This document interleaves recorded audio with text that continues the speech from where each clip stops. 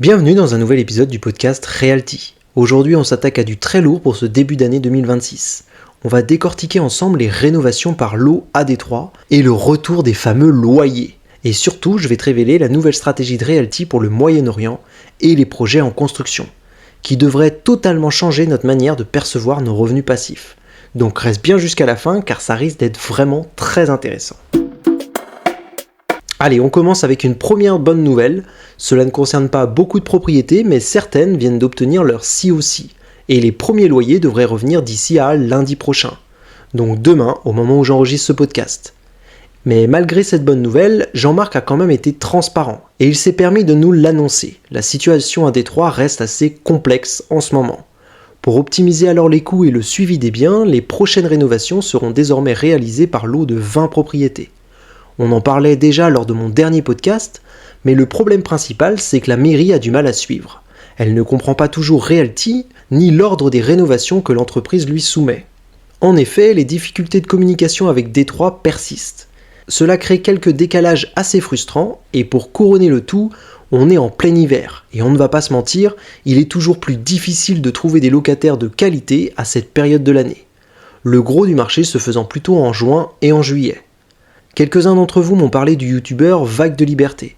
Donc je me suis dit qu'il serait peut-être intéressant de faire le point sur ces dernières analyses de Realty.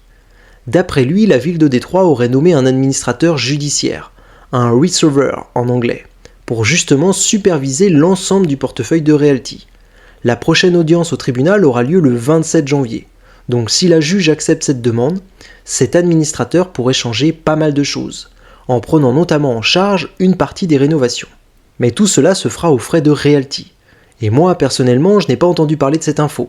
Je n'arrive pas trop donc à savoir si c'est une bonne ou une mauvaise nouvelle, et je te laisserai me donner ton avis en commentaire.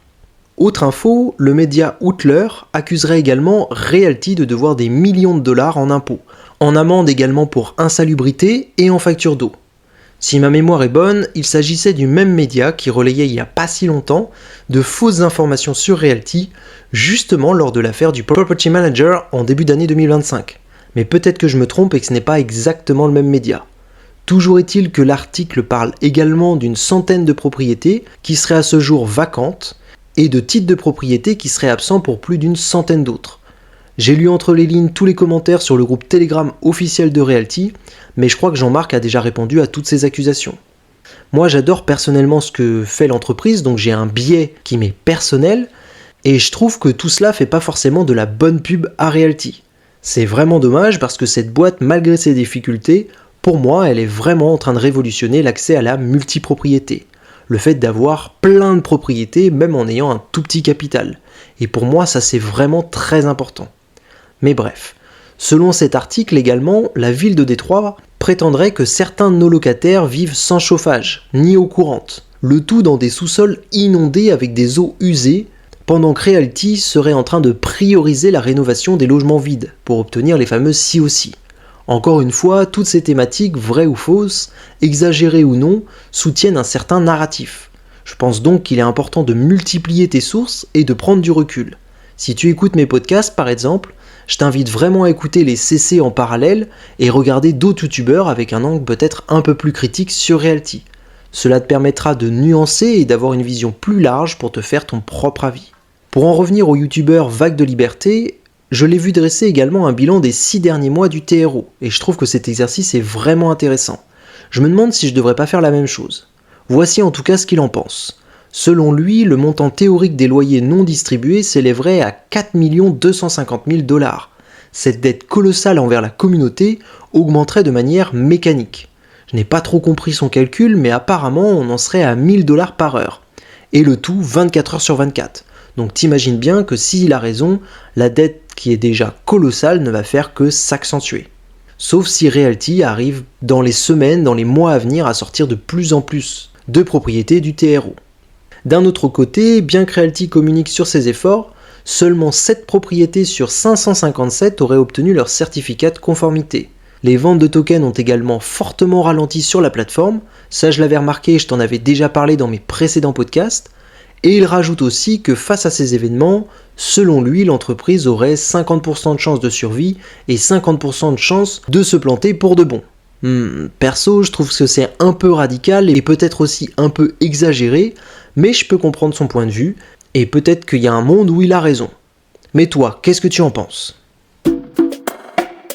Pour ne pas rester non plus sur Détroit, parlons à présent du nouveau système de signature. On en avait déjà discuté ensemble, et apparemment cela serait déjà en test pour éliminer les signatures à répétition en fonction des classes d'actifs. Si tu es dans la même classe d'actifs, il y aurait alors qu'une seule forme de signature. Mais le gros du morceau, c'est l'évolution du lissage des loyers. Je t'explique. Realty veut en effet passer d'un système de moyenne à l'année à un nouveau système plus représentatif de la réalité du terrain. Point d'attention malgré tout, il faut le savoir, mais la mise en place de ce nouveau processus va demander un travail conséquent et donc prendre pas mal de temps. Ce qui veut dire que les infos sur ce nouveau mécanisme vont nous être communiquées, mais alors petit à petit et peut-être sur plusieurs mois. Il va donc falloir se montrer très patient. Et pour le moment, on n'en sait pas plus. En parallèle, Realty développe également un nouveau système d'affichage, visant à distinguer les loyers projetés, donc ceux qu'on imagine recevoir, ainsi que les rendements réellement perçus, et cela pour tous les biens. Car en effet, Jean-Marc l'a répété, mais un rendement affiché peut fluctuer selon ce qui se passe réellement, car il y a plein de facteurs à prendre en compte. Les vacances locatives, les retards sur les travaux lorsqu'il s'agit d'un bien en construction, les impayés, le RMM, etc. Cette distinction concernera à la fois les propriétés générant des loyers classiques, mais aussi les projets en construction et les fonds qui sont actuellement placés ou seront placés à terme sur le RMM. Passons à présent à l'international, car Realty a du nouveau de ce côté-là. En effet, Jean-Marc l'a annoncé et l'entreprise compte passer à la vitesse supérieure à l'international. Le tout avec une méthode d'investissement totalement revisitée et repensée, dédiée spécifiquement au marché de la construction. Car la plupart des propriétés qui seront proposées à l'international seront des propriétés en construction. Pour éviter alors les abus passés comme le harcèlement entre guillemets des promoteurs, et qui a conduit selon Realty à l'annulation du fameux projet Vigo, qui a été dernièrement entièrement remboursé en USDC. Je ne sais pas si tu as reçu le remboursement, mais moi je l'ai eu hier ou avant-hier. Realty a donc décidé aujourd'hui d'utiliser des holdings. En effet, les zones d'investissement seront clairement définies à l'avance et Realty expliquera lors de ses community calls le type de bien que l'entreprise compte acquérir via chaque holding. Les fonds collectés resteront alors déposés sur le RMM, généreront comme d'habitude des intérêts et les mises à jour de ces futurs biens seront communiquées au fur et à mesure. C'est beaucoup plus pro et sécurisé selon eux et je suis plutôt d'accord avec les choix de Realty. Mais toi, qu'est-ce que tu en penses ? Niveau Moyen-Orient, on a du nouveau de ce côté-là et moi ça me donne vraiment envie. Parce que là c'est du concret. En effet, de nouveaux partenaires auraient déjà rejoint Realty. Des partenaires qui exerceraient donc au Moyen-Orient. Et ces gars-là devraient se présenter directement lors des prochains community calls. Je te tiendrai donc bien évidemment au courant sur les annonces qu'ils vont faire et sur le style de propriété qui sera donc détenu dans une holding qui nous présenteront. Prenons maintenant un peu de recul. Comme je l'ai déjà fait dans certains de mes précédents podcasts, j'aime bien analyser d'autres points pour avoir un avis un peu plus nuancé sur Realty. Donc je vais te parler notamment des taux directeurs aux États-Unis, car en ce moment les taux directeurs sont à 3,75%, ce qui pour le coup ne pose pas trop de problèmes, c'est plutôt un taux assez intéressant. Par contre, les loyers se sont stabilisés autour de 3,2%. La dernière fois que j'avais analysé ça, ils étaient à 3,6%. Ça veut dire que les loyers sont plutôt faibles en ce moment. Donc on n'a pas une quantité énorme de futurs locataires qui se présenteraient à Realty et qui lui permettraient de faire un choix parmi tous ces profils. On va avoir moins de profils qui vont se présenter et comme Realty veut des profils fiables, peut-être qu'on aura des moments où il y aura plus de vacances locatives. En tout cas, c'est ce que ces quelques chiffres me laissent à penser. Au niveau du chômage aux US, on est passé de 4,6% à 3,4%, ce qui est quand même un point de moins. Et ça, c'est une excellente nouvelle. Car ça veut dire que le risque d'impayé sera normalement diminué.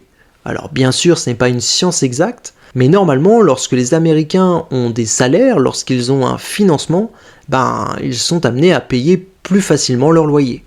Mais tout ça, ça reste que de la spéculation, Moi, j'analyse juste des chiffres. Je ne sais pas du tout ce que ça va donner. Mais en regardant ces chiffres, c'est à ça que ça me fait penser. Côté RMM, l'emprunt coûte toujours très cher. Et j'ai vraiment l'impression que les token holders, en tout cas certains, ont décidé d'emprunter le maximum sur le RMM. Et d'après moi, c'est ça aussi qui fait exploser les taux d'intérêt. Mais en même temps, je les comprends et j'imagine que toi aussi. Plutôt que de revendre leurs tokens à moins 30, moins 40%, ils préfèrent les déposer sur le RMM et emprunter le maximum pour réinvestir cet argent dans d'autres actifs, peut-être Bitcoin ou autre chose, et ainsi se diversifier. Si pour ma part je n'étais pas déjà au max de mes emprunts, je pense que j'aurais sûrement fait pareil. Au moins le temps que la situation se stabilise un peu à Détroit. Mais bon, moi personnellement je peux pas me le permettre. Dernier point pour conclure, cela concerne le projet Le Prestige à Medellín. Tu l'as peut-être déjà vu passer, mais un email a été envoyé à tous les token holders concernés. Je l'ai lu et apparemment le chantier avance comme prévu. 15 niveaux de la superstructure ont déjà été construits sur 24 niveaux et le projet reste dans les délais. Voilà, on arrive au terme de ce podcast, il était un peu plus court que d'habitude, mais j'avais pas beaucoup d'informations à te transmettre, et en plus, cette dernière semaine, Realty a décidé de se consacrer sur ses différents projets plutôt que de faire un community call. Bon, là, ils sont peut-être aussi un peu épuisés, ça fait 1 an qu'ils se battent avec pas mal de gens qui critiquent la plateforme, et là, j'ai l'impression qu'ils voulaient prendre une semaine un peu en off. Pour moi, c'est quand même plutôt une bonne nouvelle de prendre du recul. Alors après, s'ils arrêtent de faire des CC pendant plusieurs semaines, là je t'avoue que j'aurais pas du tout le même avis. Mais une petite semaine, finalement, c'est pas grand chose. Et maintenant, j'ai envie de te poser la question qui divise. Avec le retour timide des loyers, est-ce que tu retrouves vraiment confiance en Realty ? Ou alors t'as besoin d'encore un peu plus pour y croire ? Raconte-moi tout ça en commentaire. Et si tu veux aller un peu plus loin, je t'invite également à jeter un œil à ma chaîne principale S'émanciper, car là-bas j'y décortique 1 semaine sur 2 les derniers projets de Realty et je te partage également mes scores de confiance pour chacun des projets. Alors si tu veux te faire un avis sur la plateforme, passe voir ma chaîne principale. Et en attendant, je te laisse avec mes autres podcasts et je te dis à la prochaine. Belle soirée à toi!